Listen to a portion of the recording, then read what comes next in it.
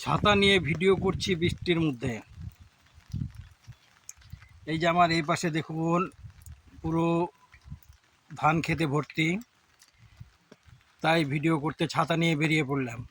শস্য শ্যামল ভারতবর্ষ, সবুজে ঘেরা, ধান সবে আধা পাকা হয়েছে। এমন সময় অকাল বৃষ্টি শুরু হয়েছে, তাই ভিডিও করতে বেরিয়ে পড়লাম বৃষ্টির মধ্যেই ছাতা মাথায় দিয়ে। আমি রয়েছি বিদ্যুৎ ভট্ট আপনাদের সাথে। দেখতে থাকুন এই পুকুরগুলো। এখানকার লোকরা বলছে জল ছিল না, শুকিয়ে খাখা করছিল। এই বৃষ্টিতে দেখুন পুকুরগুলা ভরে উঠেছে এবং ধান খেতেও কিন্তু জল জমে রয়েছে। ধান কিন্তু প্রায় পেকে গেছে।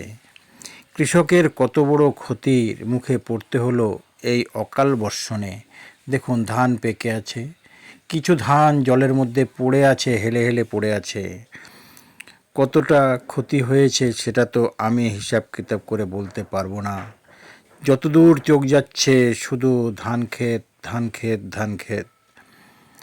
আমাদের ভারতবর্ষ এই জন্যেই তো শস্য শ্যামল, চারিদিকে শুধু ধান, সবুজ গাছ, উদ্ভিদ দিয়ে ঘেরা। তাই আমি গর্বিত যে আমি এই দেশে জন্মগ্রহণ করেছি। এত মনোরম দৃশ্য, এখানে এলে আপনার মনের পবিত্রতা বেড়ে যাবে।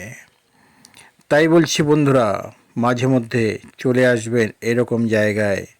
সে হতে পারে বৃষ্টি, বা বৃষ্টি নাও থাকতে পারে, তাও ঘুরে যাবেন এ সমস্ত জায়গা।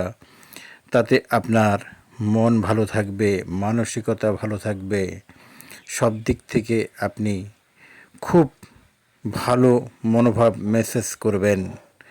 যাই হোক, ভিডিওটা আপনারা দেখতে থাকুন। এখন আমি আপনাদের সামনে থেকে বিদায় নিচ্ছি। আবার কোনো না কোনো ভিডিওতে দেখা হবে। ভালো থাকবেন। টাটা, বাই বাই, চললাম। ধন্যবাদ।